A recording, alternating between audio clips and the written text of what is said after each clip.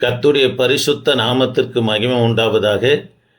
இந்த வார்த்தை கேட்கிற உங்கள் யாவரையும் கர்த்தராகிய இயேசுவின் நாமத்தினாலே அடியேன் வாழ்த்துகிறேன். தேவ பிள்ளைகளே, நாம் தொடர்ந்து ஆதியாகம நாட்களிலிருந்து தியானித்து கொண்டு வருகிறோம். கடந்த பதிவில் ஆபிரகாமை குறித்து தியானித்தோம். ஆதியாகமும் 12ஆம் அதிகாரம் 1ஆம் வசனத்தில் போ என்று தேவனுடைய கட்டளையும், அப்போஸ்தலர் நடபடி புஸ்தகம் 7ஆம் அதிகாரம் 3ஆம் வசனத்தில் வா என்று தேவனுடைய அழைப்பை குறித்து நாம் தியானித்தோம். அப்போ ஆபிரகாமுக்கு கர்த்தர் கட்டளையும் அழைப்பையும் கொடுக்கிற காரணத்தை குறித்து கடந்த பதிவில் தியானித்தோம். இன்றைக்கு ஈசாக்கு குறித்து நாம் தியானிக்க போகிறோம். தேவ பிள்ளைகளே, ஈசாக்கு என்றால் நகைப்பு. ஏன் ஆண்டவர் ஈசாக்குக்கு நகைப்பு என்கின்ற பொருள்பட பெயரை கொடுத்தார் என்று நாம் பிறகு தியானிக்க போகிறோம்.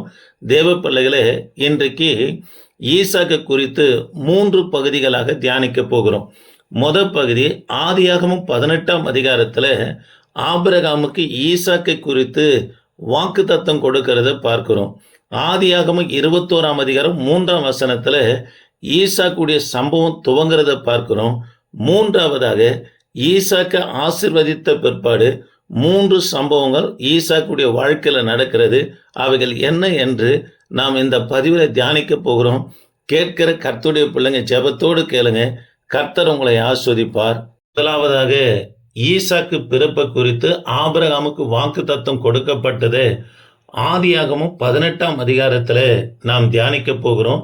ஆதியாகமம் 18ஆம் அதிகாரத்தில் ஆபிரகாமுக்கு 99 வயது இருக்கும்போது ஆபிரகாமு கூடாரத்தை நோக்கி 3 புருஷர்கள் வருகிறார்கள் என்று பார்க்கிறோம்.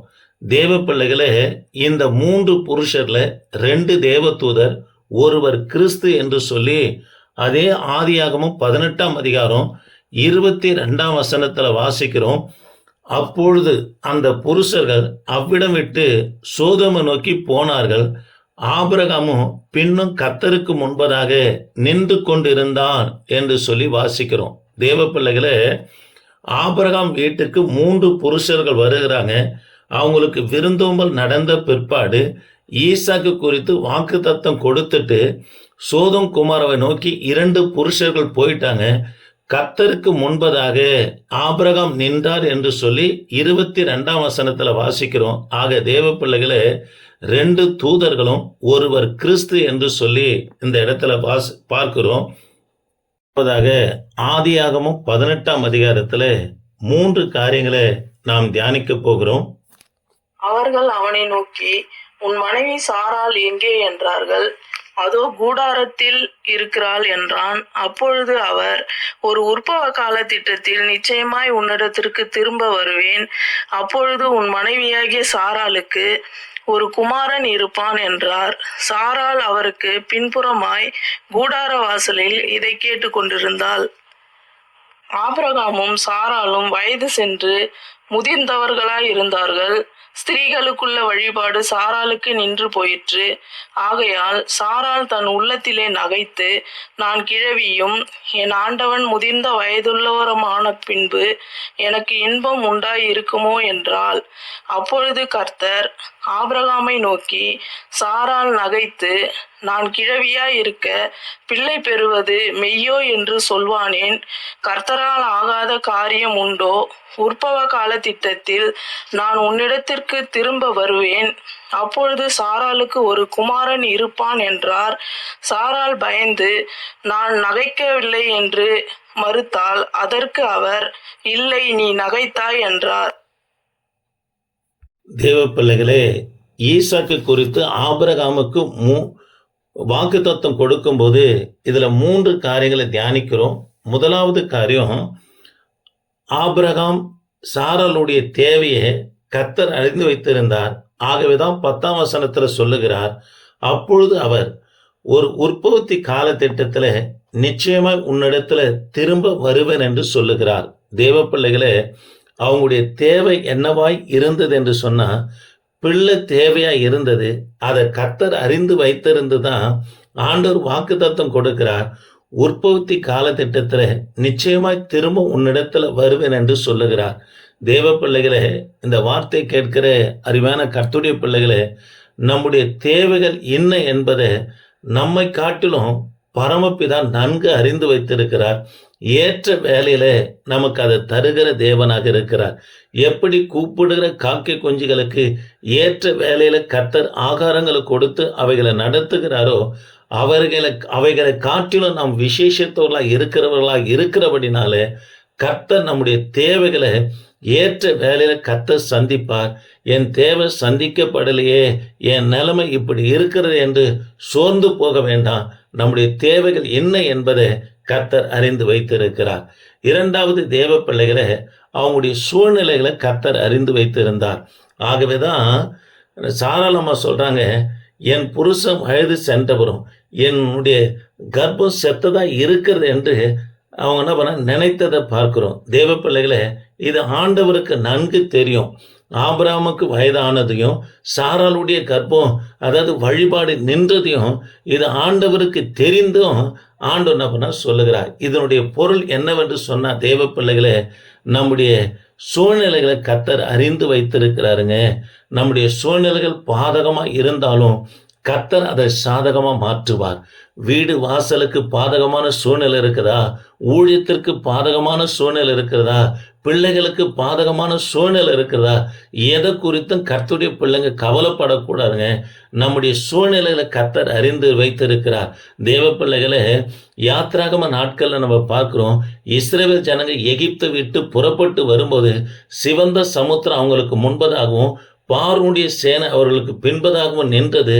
சூழ்நிலை பாதகமாய் காணப்பட்டது. கர்த்தர் சிவந்த சமுத்திரத்தை பிரித்து இஸ்ரவேல் ஜனங்களை கடக்க பண்ணி பின்பதாக நின்ற பார்வோனுடைய சேனைக்கு அந்த சிவந்த சமுத்திரத்தை சவக்குழியாக நம்ம கர்த்தர் மாற்றினார். ஆக தேவ பிள்ளைகளை, நமக்கு எப்படி இஸ்ரவேல் ஜனங்களுக்கு பாதகமான சூழ்நிலை ஆண்டவர் சாதகமாக்கி கொடுத்தாரோ, நமக்கு என்னதான் பாதகமான சூழ்நிலைகள் இருந்தாலும் கர்த்தர் சாதகமாக்குவார். ஆக தேவ பிள்ளைகளை, இரண்டாவது காரியம், நம்முடைய சூழ்நிலைகளை கர்த்தர் அறிந்து வைத்திருக்கிறாருங்க.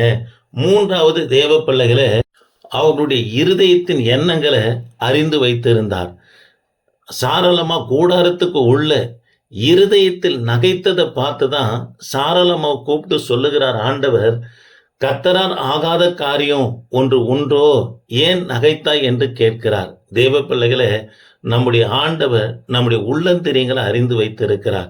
நம்ம எந்த அளவுக்கு கர்த்தரை தேடுகிறோம் என்பதை அறிந்து வைத்திருக்கிறாங்க. நம்ம கர்த்தரை விசுவாசிக்கிறோமா, இல்லை அவிசுவாசத்தோடு கர்த்தரை பின்பற்றுகிறோமா, ஆதாயத்துக்காக கர்த்தரை தேடுகிறோமா, இல்லை நான் கர்த்தருக்காக அதாவது இருப்பேன் என்று ஆண்டவரை தேடுகிறோமா என்பதை நம்முடைய இருதயத்தின் ஆழங்களை கர்த்தனவனா எண்ணங்களை அறிந்து வைத்திருக்கிறாருங்க. தேவ பிள்ளைகளை, இருளும் கர்த்தருக்கு பகல் தான். ஆகவே ஆண்டவருக்கு முன்பதாக எதையுமே மறைக்கவே முடியாதுங்க. பாவமா இருக்கட்டும், எந்த காரியமா இருக்கட்டும், மறைக்கவே முடியாது. ஆண்டவர் நம்முடைய இருதயத்தின் எண்ணங்கள் என்ன பண்ணா அறிந்து வைத்திருக்கிறார். இங்கு 3 காரியங்களை பார்த்தோம். ஒன்று, ஆபிரகாமுடைய தேவையை கர்த்தர் அறிந்திருந்தார். இரண்டாவது, அவருடைய சூழ்நிலைகளை கர்த்தர் அறிந்திருந்தார். மூன்றாவது, அவங்களுடைய இருதயங்கள் என்ன பண்ணா கர்த்தர் அறிந்திருந்தார். இரண்டாவதாக, ஆதியாகமம் 21ஆம் அதிகாரம் 3ஆம் வசனத்துல ஈசாக்குடைய சம்பவம் துவங்குறத நாம் தியானிக்க போகிறோம். ஈசாக்கு என்றா நகைப்பு. ஏன் ஆண்டவர் ஈசாக்கு நகைப்பு என்ற பெயரை வைக்கும்படி ஆபிரகாமிடத்துல சொல்லுகிறார் என்று சொன்னா, தேவ பிள்ளைகளே, கர்த்தர் கொடுத்த வாக்கு தத்தத்தை சாரளமா விசுவாசிக்காம உள்ளத்தில் நகைத்தபடியா ஆபிரகாமுடைய மகனுக்கு நகைப்பு என்ற பெயரை கர்த்தர் இடுகிறத பார்க்கிறோம்.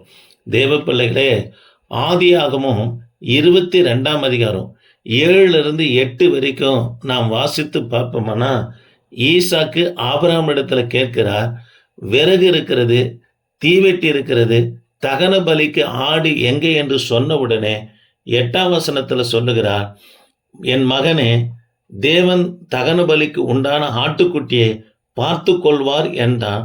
அப்புறம் இருவரும் கூடி போனார்கள் என்று சொல்லி பார்க்கிறோம். தேவ பிள்ளைகளே, மோரியா மலைக்கு போகும்போது ஈசாக்குக்கு 23 வயது இருக்கிறது. இங்கு ஈசாக்குடைய கீழ்ப்படிதலை நம்ம பார்க்கிறோம். தேவ பிள்ளைகளே, இருவரும் கூடி போனாங்க. அப்பா இடத்துல ஆட்டுக்குட்டி எங்க என்று கேட்கல. அப்பாவுடைய கட்டளைக்கு உடனே அவர் கீழ்ப்படிந்தவராக ஈசாக்கு காணப்பட்டார்.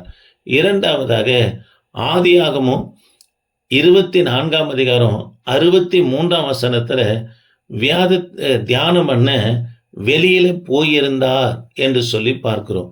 இரண்டாவது, ஈசாக்குக்குள்ள வேத தியானம் காணப்பட்டதுங்க.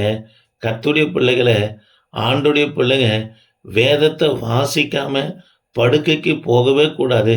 காலையில எழுந்து வேதத்தை வாசிக்காம அந்நாள துவங்கவே கூடாதுங்க. இதுதான் ஓசியா தீர்க்க தரிசன புஸ்தகத்துல வாசிக்கிறோம். நாம் வேதத்தை மறந்தா கர்த்தர் நம்முடைய பிள்ளைகளை மறப்பார் என்று சொல்லுகிறார். வேதத்தை வாசித்து அதன் பிரகாரம் நடக்கும்போது நம்முடைய நடைகள் பிசகாதபடி கர்த்தர் பாதுகாக்கிறவராக இருக்கிறார். ஈசாக்குக்கு 37 வயது ஆகும்போது சாராளமா மரித்தாங்க. சாராளமா மரித்து 3 வருஷம் கழித்து 40வது வயதுல அவருக்கு திருமணம் நடந்த பிற்பாடு ஆதியாகமம் 24ஆம் அதிகாரம் 67ஆம் வசனத்துல சாராளே தாயினுடைய கூடாரத்துக்கு ஈசாக்கு தன் மனைவியாகிய ரபேக்கால தாயின் கூடாரத்துக்கு கொண்டு போய் அவளை மனைவியாக்கி கொண்டு நேசித்து தன் தாய்க்காக கொண்டிருந்த துக்கம் நீங்கி ஆறுதல் அடைந்தார் என்று சொல்லி பார்க்கிறோம். தேவ பிள்ளைகளே, மூன்றாவது காரியம், தாய் தகப்பன் மேல ஈசாக்கு பாசம் நிறைந்தவராய் காணப்பட்டார். ஆதியாகமம் 25ஆம் அதிகாரம் 7-8 வரைக்கும் நாம் வாசித்து பார்ப்போமானால், ஆபிரகாம் மரித்த பிற்பாடு எகிப்தில் இருக்கிற இஸ்மவேல் ஆட்களை விட்டு அழைத்து வரும்படி ஈசாக்கு சொல்லுகிறத பார்க்கிறோம். தேவ பிள்ளைகளே, இங்கு சகோதர பாசம் உள்ளவராக காணப்பட்டார். ஆதியாகமம் 25:21 மலடியா இருந்த தன் மனைவிக்காக ஈசாக்கு கர்த்தரை நோக்கி வேண்டுதல் செய்தான் என்று சொல்லி பார்க்கிறோம். தேவ பிள்ளைகளே, இங்கு தன் மனைவிக்காக குடும்பத்துக்காக ஜெபிக்கிறவராக காணப்பட்டார். ஆதியாகமம் 26ஆம் அதிகாரம் 15 வாசித்து பார்ப்போம். ஈசாக்கு துறவை வெட்டுகிறார். இங்கு அபிமெலேக்கு வாக்குவாதம் பண்ணுகிறார். தேவ பிள்ளைகளே, இங்கு தன் என்ன பண்ணா விட்டு கொடுத்து விட்டு போகிறத பார்க்கிறோம். எபிரேயருக்கு நிருபம் 11ஆம் அதிகாரம் 20ஆம் வசனத்துல விசுவாசத்தினால ஈசாக்கு வருங்காரியங்களை குறித்து யாக்கோபையும் ஏசாவையும் ஆசீர்வதித்தார் என்று சொல்லி பார்க்கிறோம். கடைசியாக தேவ பிள்ளைகளே, ஈசாக்கு விசுவாசிக்கிறவராக காணப்பட்டார். குறித்து 7 காரியத்தை பார்த்தோம். 1 கீழ்ப்படிதல், 2வது வேத தியானம், 3வது தாய் தகப்பன் மேல் பாசம் உள்ளவராக காணப்பட்டார், 4வது சகோதர பாசம் நிறைந்தவராக இருந்தார், 5வது தன் மனைவிக்காக வேண்டுதல் செய்தார், 6வது தன்னை விட்டு கொடுக்கிற தன்மை உடையவராக தன்னை காண்பித்தார், 7வதாக விசுவாசம் உள்ளவராக இருந்தார் என்று நாம் பார்க்கிறோம். ஈசாக்கு குறித்து 3வது பகுதியாக தேவன் ஆசீர்வதிக்கும் போது என்ன நடக்கும் என்று நாம் தியானிக்க போகிறோம். இதுல ஒரு 3 காரியத்தை பார்க்க போறோம். ஆதியாகமம் 26:12 கர்த்தர் ஆசீர்வதிக்கும் போது நம்முடைய பிரயாசங்கள் ஆஸ்வதிக்கப்படும். ஈசாக்கு விதைத்தார், 100 மடங்கு அறுவடை செய்தார் என்று சொல்லி பார்க்கிறோம். தேவ பிள்ளைகளே, அந்நாட்களில் தேசத்துல பஞ்சம், காரணம் மழையும் பனி இல்லாத பட்சத்துல ஈசாக்கு விதைத்தார். ஈசாக்குடைய விதையின் வேர்ல கர்த்தர் தண்ணீரை உண்டாக்கினதை இந்த இடத்துல பார்க்கிறோம். தேவ பிள்ளைகளே, கர்த்தர் ஆசீர்வதிக்கும் போது நம்முடைய கையின் பிரயாசங்கள் ஆஸ்வதிக்கப்படும். ஆகவேதான் சாரிபாத்து விதவனுடைய மாவையும் எண்ணெயும் கர்த்தர் ஆசீர்வதித்தபடினாலதான் பஞ்சகாலம் தேர்ற வரைக்கும் நிரம்பிய வழியில அடி தொடைக்கவும் விடல. கர்த்தர் அல்ல குறையாதபடி ஆசீர்வதித்ததை பார்க்கிறோம். ஆக தேவ பிள்ளைகளே, ஆண்டவர் ஆசீர்வதிக்கும் போது முதலாவது என்ன நடந்ததுன்றா, ஈசாக்குக்கு கையின் பிரயாசங்கள் ஆஸ்வதிக்கப்பட்டது. 2வதாக ஆதியாகமம் 26ஆம் அதிகாரம் 16ஆம் வசனத்துல வாசித்து பார்ப்போம்னா, நண்பர்களாய் இருந்தவர்கள் சத்துருக்களாக மாறுகிறத நம்ம பார்க்கிறோம். தேவ பிள்ளைகளே, 26:11 அபிமெலேக்கு சொல்லுகிறார், இந்த புருஷனாகிலும் இவன் மனைவியாகிலும் தொடுகிறவன் நிச்சயமாய் கொலை செய்யப்படுவான் என்று இங்கு ஈசாக்குக்கு நண்பராகுகிறதே பார்க்கிறோம். அதே 26ஆம் அதிகாரம் 16ஆம் வசனத்துல ஈசாக்கு பார்த்து அபிமெலேக்கு சொல்லுகிறார், எங்களை விட்டு நீ போய்விடும், நீ மிகவும் பலத்தவன் ஆனாய் என்று சொல்லுகிறத பார்க்கிறோம். தேவ பிள்ளைகளே, கர்த்தர் நம்மளை ஆசீர்வதிக்கும் போது நண்பராய் இருக்கிறவர்கள் கூட, நம்மிடத்துல சிநேகமாய் இருக்கிறவர்கள் கூட நம்மளை பகைப்பாங்க. இதுக்கு காரணம் என்னவென்று சொன்னா, கர்த்தர் நம்மளை ஆசீர்வதித்து கொண்டிருக்கிறார் என்று தான் அர்த்தம். தேவ பிள்ளைகளே, காரணம் இல்லாம உங்கள் மேல பொய்யான குற்றச்சாட்டு வருகிறதா, காரணமே இல்லாம உங்களை பகைக்கிறாங்களா, காரணமே இல்லாம உங்களை விட்டு விலகி போறாங்களா, காரணமே இல்லாம நம்ம தூற்றி திரிகிறார்களா, தெரிந்து கொள்ள வேண்டும், கவலைப்பட வேணாம், கர்த்தர் நம்மளை ஆசீர்வதிக்கிறார் என்று சொல்லி அர்த்தமாக இருக்கிறது. 3வது தேவ பிள்ளைகளே, ஆதியாகமம் 26ஆம் அதிகாரம் 29ஆம் வசனத்துல சத்துருக்கள் பணிந்து கொள்ளுகிறத பார்க்கிறோம். தேவ பிள்ளைகளே, கர்த்தர் நம்மளை ஆசீர்வதிப்பாரனா, சத்துரு என்ன பண்ணுவான்னா பணிந்து கொள்வான். இததான் நீதிமொழிகளின் புத்தகம் 16ஆம் அதிகாரம் 7ஆம் வசனத்துல நம்ம வாசிக்கிறோம். ஒருவனுடைய வழி கர்த்தருக்கு பிரியமா இருந்தா அவன் சத்துருக்கள் அவனிடத்துல, அதாவது பணிந்து போவார்கள் என்று அந்த இடத்துல பார்க்கிறோம். சங்கீதங்களின் புத்தகம் 41ஆம் சங்கீதம் 11ஆம் வசனத்துல வாசித்து பார்ப்போம்னா, சத்துரு என் மேல் ஜெயம் கொள்ளாதனால் நீர் என் மேல் பிரியமாய் இருக்கிறீர் என்று அறிவேன் என்று தாவீது சொல்லுகிறார். தேவ பிள்ளைகளே, தாவீதுக்கு சத்துருவாய் காணப்பட்ட மாமனார் சவுலா இருக்கட்டும், பிள்ளை அதாவது அப்சலோமா இருக்கட்டும், எதிரியா இருக்கிற பெலிஸ்தரா இருக்கட்டும், அவர்கள் ஒரு நாளும் தாவீதை ஜெயிக்கவே முடியல. காரணத்தை சொல்லுகிறார், கர்த்தர் என் மேல் பிரியமாய் இருக்கிறார் என்று சொல்லுகிறார். ஆக தேவ பிள்ளைகளே, ஈசாக்கை கர்த்தர் ஆசீர்வதித்ததுனால 3 காரியங்கள் நடக்கிறது. 1, அவர் கையின் பிரயாசம் ஆஸ்வதிக்கப்படுகிறது. 2வதாக நண்பர்களாக இருந்தவங்க சத்துருக்களாக மாறுறாங்க. 3வது, சத்துருக்கள் என்ன பண்ணா பணிந்து போகும்படி கர்த்தர் செய்வாருங்க. தேவ பிள்ளைகளே, நாங்க ஊழியம் செய்கிற இடங்கள்ல பல பிரச்சனைகள், போராட்டம் வந்துகிட்டு தான் இருக்குது.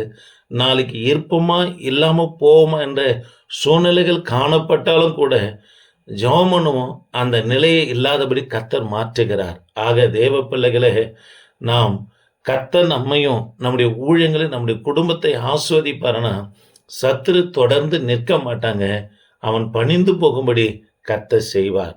ஜெபிப்போம். கிருபையின் தேவனே, நாங்கள் உம்மை துதிக்கிறோம். இந்த வார்த்தையை கேட்ட ஒவ்வொரு தேவ பிள்ளைகளையும் ஆசீர்வதிங்க ஐயா. தொடர்ந்து உமது பிரசன்னம் ஆண்டவரே எங்களோடும் இந்த வார்த்தை கேட்கிற பிள்ளைகளோடு இருக்கட்டும் ஐயா. வழிநடத்துங்க. இயேசு நாமத்தில் ஜெபிக்க நல்ல பிதாவே, ஆமேன். Praise the Lord.